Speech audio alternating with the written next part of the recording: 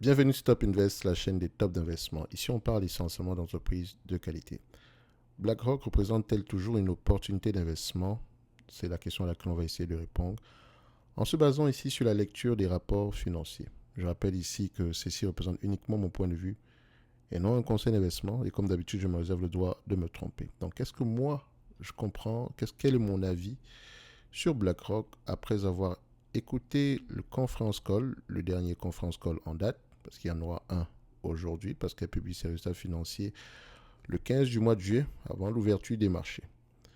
Donc, après l'écoute des conférences call et la lecture des rapports financiers du premier trimestre, qu'est-ce qu'on pense de BlackRock en date d'aujourd'hui? Est-ce toujours une opportunité? Est-ce qu'on est toujours serein ici à long terme par rapport à cette compagnie? Je tiens à mentionner que je suis actionnaire de BlackRock. Au moins, vous pourrez comprendre que je pourrais avoir un biais positif ici. D'accord? Donc, vous pouvez retrouver les notes d'analyse pour les entreprises qui, moi, m'intéressent, sur lesquelles j'ai passé du temps à lire les rapports financiers, écouter les conférences, ainsi que le suivi derrière, parce que quand je mentionne une compagnie, j'ai tendance également à la suivre à nouveau. Donc, vous pouvez retrouver cela dans les notes d'analyse, enfin, en description de la vidéo, dans le service Top Premium. De toute façon, on va y revenir. Donc, on y va. Donc, BlackRock continue à faire des progrès. Donc, à la fin du premier trimestre, la société, qui est l'un des plus grands gestionnaires d'investissement cotés en bourse au monde, a déclaré des actifs sous gestion de près de 10 milliards, enfin, près de 10 500 milliards de dollars. Donc, 10,5 trillions. Ce chiffre représente une amélioration de 5% par rapport au début de l'année, reflétant à la fois de solides gains sur les marchés, d'accord? Enfin, excusez-moi, sur les marchés financiers et d'importants afflux de capitaux. Donc, le volume d'actifs sous gestion est influencé par quoi? C'est la question que vous devez généralement vous poser. Et vous pouvez avoir deux influences. Soit les apports ou l'afflux des capitaux, soit les gains sur les marchés financiers. Donc le portfolio a pris de la valeur. Et pourquoi est-ce qu'il est important? Parce que la majeure partie ici de ce que BlackRock gagne découle des frais facturés par rapport aux actifs sous gestion. Donc plus ils augmentent, mieux c'est. Et c'est généralement la plupart du temps, la plupart, c'est le cas généralement pour la plupart des entreprises dans le secteur ici de la gestion d'actifs. Compte tenu des récentes conditions de marché, l'augmentation des actifs sous gestion devrait se poursuivre au cours du deuxième trimestre. Pourquoi seulement au cours du deuxième trimestre? Est-ce que ça va continuer au-delà du deuxième trimestre? Le deuxième trimestre, c'est aujourd'hui, hein, comme je l'ai mentionné, le 15 du mois de... Si vous regardez cette vidéo après après le 15 du mois de juillet, enfin, en fin de journée du 15 du mois de juillet, sachez qu'elle a dû publier ses rapports financiers entre-temps, donc je tiens à le mentionner. Donc quand on parle du deuxième trimestre, je ne l'ai pas encore sous les yeux. Il est 2 heures, il est 3h27 du matin à Montréal. Vous pouvez voir ici, heure de Montréal. D'accord? On met ça ici. Et 3h27 le 15 du mois de juillet. OK?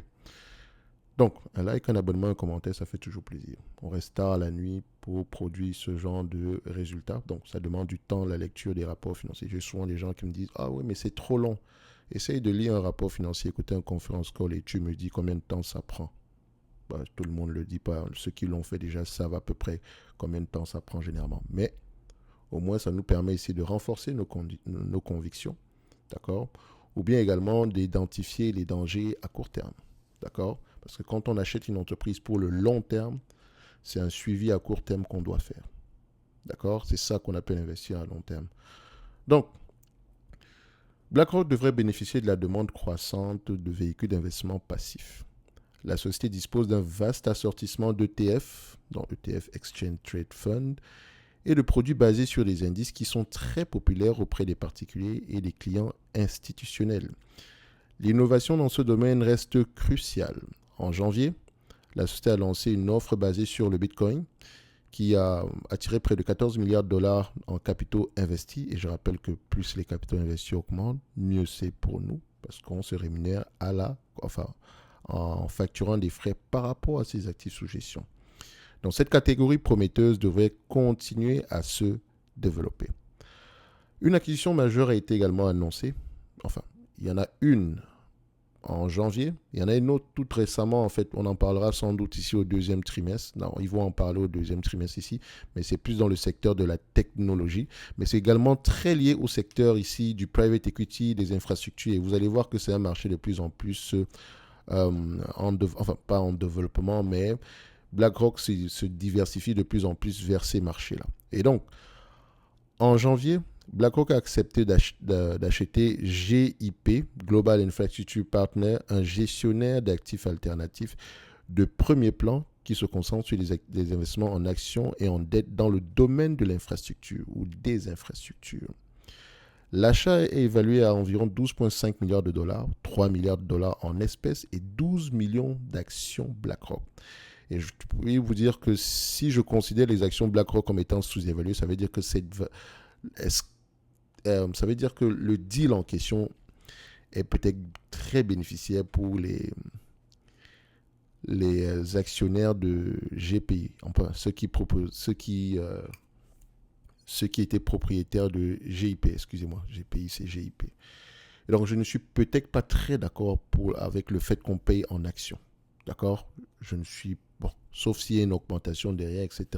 Mais voilà. On continue. Ça, c'est peut-être la partie qui m'a un tout petit peu dérangé, le fait qu'on paye en actions. J'aurais encore préféré qu'on prenne de la dette, littéralement. Je vous dis la vérité, je préfère encore qu'on prenne de la dette que de payer avec des actions, surtout si ces actions-là sont sous-évaluées. D'accord? Et si les actions étaient plutôt surévaluées, c'est un bon deal. Mais comme je l'ai dit, BlackRock est une entreprise en croissance. La croissance sera sans doute par acquisition et de manière organique. Donc, ça peut prêter, c'est quand même un peu dérangeant de savoir qu'on a payé en action. Parce que si on paye en action, ça veut dire qu'on m'a certainement dilué par rapport à un certain pourcentage. Donc, si toutes les conditions sont remplies, la transaction devrait être finalisée au troisième trimestre. Donc, pour le moment, ce n'est pas finalisé. D'accord? Ce n'est pas parce qu'on annonce une acquisition que tout est validé. Il y a encore au niveau de la régulation, il y a certaines choses à régler. Donc, ce n'est pas encore finalisé. Peut-être on va écouter le prochain conference call pour voir qu'est-ce que le management mentionne par rapport à cette situation-là. Et ça prend généralement du temps une acquisition. Okay? L'opération pourrait bien être transformatrice pour BlackRock. GIP gère environ 100 milliards de dollars d'actifs pour le compte de clients dans divers investissements liés à des infrastructures, dont aéroports, infrastructures de transport, centrales électriques, réseaux d'infrastructures numériques. Cette transaction renforcera considérablement la présence de BlackRock sur ce marché. Je rappelle que BlackRock était déjà présent sur ce marché et que les deux réunis en actifs sous gestion, on a près de 150 milliards. Donc 150 milliards, ça représente quoi? Si on regarde bien par rapport aux actifs sous gestion, on est presque à 1,5%, si on peut le dire comme ça. D'accord? Donc c'est pas petit. OK?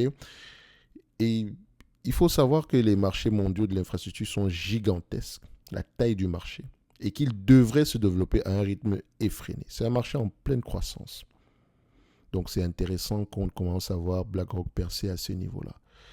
L'équipe de direction de Global Infrastructure Partner, dirigée par son fondateur Bayo Agunlesi, rejoindra BlackRock, ce qui garantit un processus d'intégration en douceur. Et ils ont d'assez bonnes performances. Je pense également que le deal prend en considération, c'est peut-être également un moyen de ramener ces personnes-là au sein de BlackRock. Maintenant, on va voir s'ils vont rester. De toute façon, on ne sait rien. Donc, je pense que le PDG Bayo Agunlesi et le PDG de BlackRock se connaissent très bien. Je pense qu'ils ont déjà eu à travailler ensemble, bien avant même que Larry Fink soit à BlackRock. Bref, je vous laisse également aller regarder ça parce que le management est important. Okay? C'est important de juger la qualité d'un manager. Okay? Et parfois, la qualité se juge par rapport à l'expérience que le manager a déjà eu précédemment à des postes de responsabilité. Donc, enfin, par rapport aux résultats, pas à l'expérience, aux résultats. Les perspectives financières restent optimistes.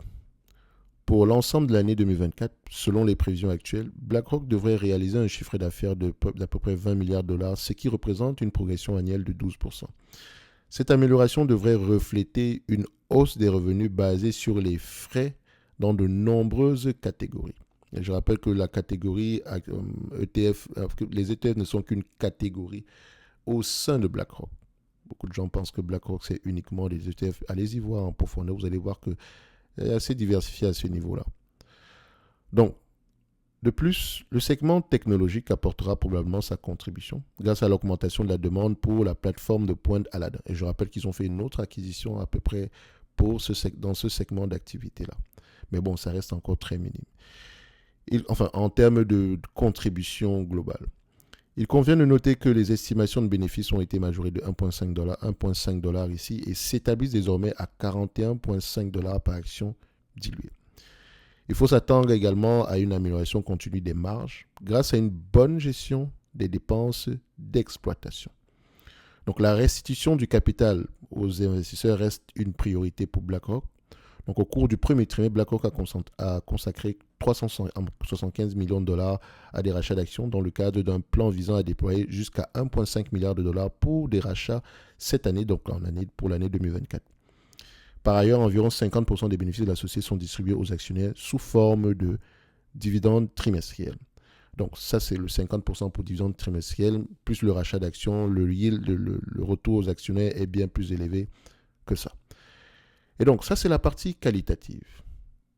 Maintenant, est-ce que cette partie-là soutient les chiffres? Et quand on regarde ici les éléments qualitatifs, vous vous rendez compte que BlackRock ici, on s'attend à des bénéfices nets de plus en plus élevés. Vous avez la raison derrière. Ok, vous avez la raison, enfin, une partie de la réponse.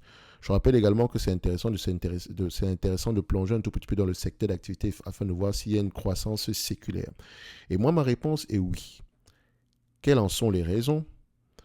Ma réponse également se trouve au niveau de l'analyse sectorielle, d'accord, pour les actifs, pour les gestionnaires d'actifs. Donc, c'est bien de regarder leur compagnie du point de vue micro. Et quand je dis micro, uniquement sur la compagnie en question, mais il faut également regarder l'environnement dans lequel évolue la compagnie. Est-ce qu'il y a des éléments positifs? Et c'est pour ça que je dis toujours que quand on prend des gestionnaires d'actifs, si vous me demandez de choisir entre T. Rowe Price et BlackRock, je préfère BlackRock. Allez-y, regardez ce que T. Rowe Price fait.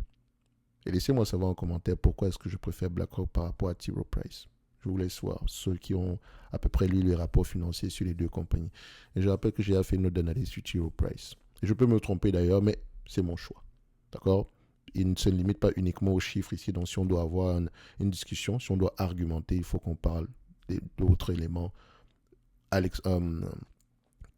D'éléments ici plutôt non chiffrés, on va le dire comme ça, même si on parle de vieillissement de la population, il y a quand même des chiffres derrière. Mais voilà, on va le dire ici, des éléments qui ne prennent pas en considération la comptabilité. Bref, parce que cette compagnie a l'air sous-évaluée, mais pour moi, je considère que au mieux, ce qui peut lui arriver, c'est qu'on la rachète, parce qu'elle a quand même des actifs sous gestion assez élevés. Bref, revenons sur BlackRock. Je rappelle ici qu'en description de la vidéo, vous pouvez avoir accès aux notes d'analyse, analyse sectorielle, la watchlist également. Est-ce que d'ailleurs BlackRock fait partie de notre watchlist? Vous connaissez la réponse. Bien évidemment que oui. Okay? Donc, si elle fait partie de notre watchlist, on mettra le price target et selon notre price target ici, dépendamment de si je suis investisseur ou pas du tout, en fait, on pourrait voir si on peut rajouter sur BlackRock ou pas du tout. OK? Donc, et enfin, je rappelle que je suis investisseur, mais si vous ne l'êtes pas, et avec la watchlist, vous pouvez déterminer si une entreprise est surévaluée ou pas du tout, parce que vous savez que vous avez la plupart des éléments qui sont mentionnés dessus, c'est uniquement des entreprises qui nous intéressent, généralement. En supplément de ça, ce sont des entreprises sur lesquelles on a déjà fait une analyse quantitative. Donc, vous savez qu'on fait beaucoup de vidéos sur la chaîne. Ça vous permettra également de savoir lesquelles sont plus intéressantes à regarder en date d'aujourd'hui parce que vous savez à peu près qu'il y a de grandes chances que la compagnie soit sous-évaluée quantitativement. Donc, tout ça en description de la vidéo. Donc, si on revient sur BlackRock, pour terminer avec une analyse quantitative, c'est un business qui se change en une vingtaine de fois les bénéfices. OK? Moi, je vais mettre 20 fois les bénéfices ici. Voilà. Une fois qu'on a marqué 20 fois les bénéfices, est-ce que c'est un business prévisible? 100% du temps, les analystes ont raison. Et je rappelle que vous avez 25% de réduction en description de la vidéo pour Fastcraft. J'aime bien Fastcraft parce que ça me permet de voir. C'est bien de savoir d'avoir les attentes des analystes, etc. Mais il faut voir, est-ce que les analystes ont tendance à faire de bonnes prévisions sur ce genre de business? Ça nous permet de savoir si le business est prévisible. Et également, ça nous permet de savoir s'il y a de l'optimisme ou du pessimisme sur cette compagnie Donc, ce qui nous encourage à aller regarder qu'est-ce qui drive cet optimisme-là ou ce pessimisme-là. Je sais pour moi, je sais exactement ce qui drive l'optimisme ici. C'est pour ça que je suis d'accord, ça ne me dérange pas de rester sur du BlackRock au prix actuel. Pourquoi je dis au prix actuel? C'est simple. On me demande de payer en date d'aujourd'hui 828 dollars à l'action, j'arrondis bien sûr, un business qui pourrait me rapporter 53 dollars par action d'ici 2026. Une entreprise à peu près prévisible. 53 divisé par 828, nous avons un rendement sur coût de 6,40%. Je rappelle ici qu'elle s'échange à 20 fois les bénéfices. Et donc, elle s'échange avec un rendement ici aux alentours de combien? 5%. Prenez 100 divisé par 20, ça vous donne 5%. OK? Donc, ça peut être intéressant au prix actuel. Et si on le prend à 20 fois les bénéfices, d'accord, les bénéfices de 2026, je vais extrapoler un tout petit peu, ça nous donne à peu près 1060 dollars l'action. Si on les prend par rapport aux bénéfices nets attendus en 2024, 828 dollars l'action. Donc, on considère ici que l'entreprise est correctement évaluée par rapport aux bénéfices nets de 2024.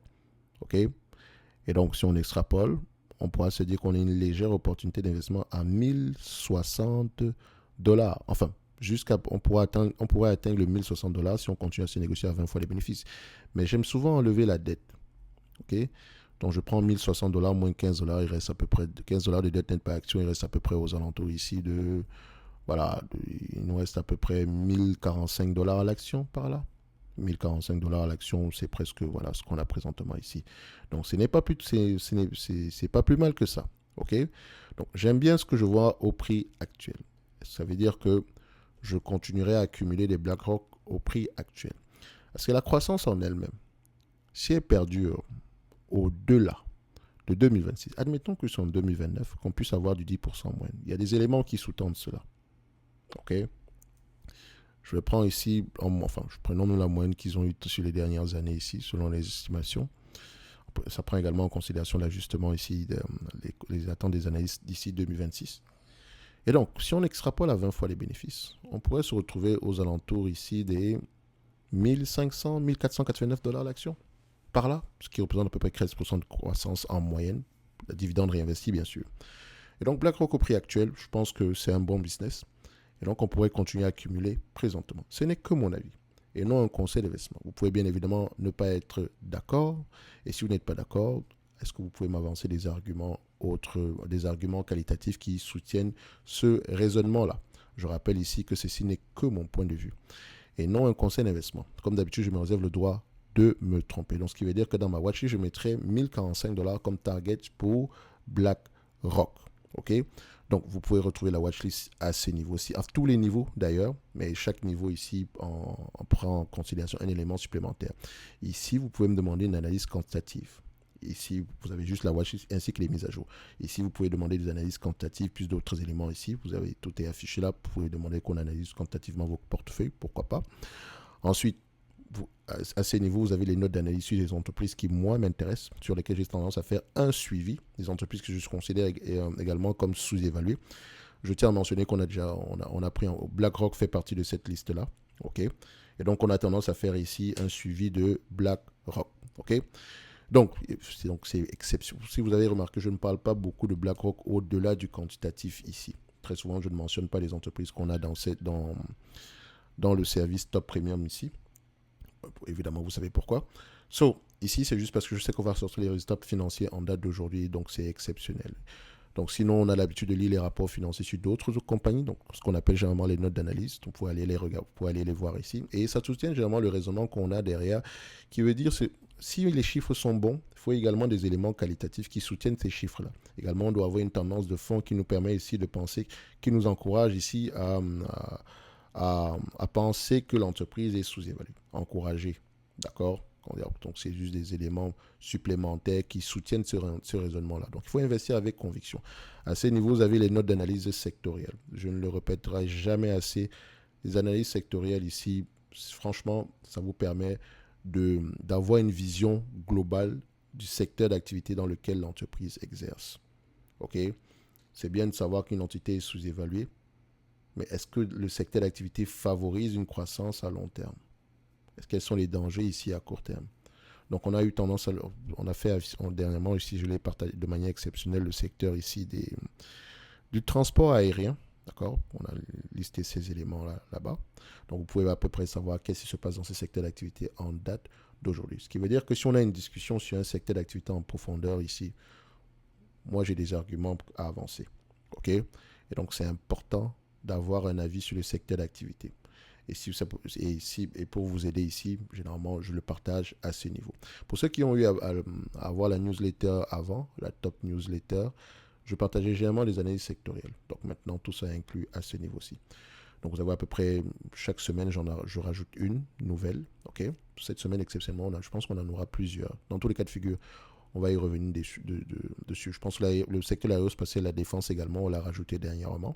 Donc on a fait des vidéos d'analyse quantitative sur ce secteur-là, plus un top 5, ainsi que dans le top 5, en fait, il y a un élément important au début de la vidéo qui concerne ici l'analyse concurrentielle. Quelles sont les forces et faiblesses dans ce secteur d'activité-là. Donc, on étudie ici l'environnement concurrentiel de l'entreprise du point de vue de ses concurrents, du point de vue de ses fournisseurs, du point de vue, du point de vue vis-à-vis de ses concurrents, vis-à-vis de ses fournisseurs, vis-à-vis de ses clients. Quand vous avez une idée générale de comment est-ce qu'une entreprise se comporte sur ces trois éléments-là, vous pouvez à peu près apprécier l'avantage concurrentiel de la compagnie. OK? Donc, pour vous aider, dans le top 5 en question, ce n'est pas le top 5 qui m'intéresse, c'est la première partie qui est intéressante. Donc, retenez que sur cette chaîne, on est là pour apprendre à faire du stock picking, mais de manière sérieuse. Je dis bien de manière sérieuse. Les chiffres, c'est bien, mais avec les chiffres, on ne va pas très, très loin. OK? Donc, tout est en description de la vidéo pour le service Top Premium. Nous, on va se donner rendez-vous sur la prochaine vidéo. Un like, un abonnement, un commentaire, ça fait toujours plaisir. Et j'attends vos arguments par rapport à T. Rowe Price. Pour ceux qui préfèrent T. Rowe Price, pourquoi vis-à-vis de BlackRock. Merci.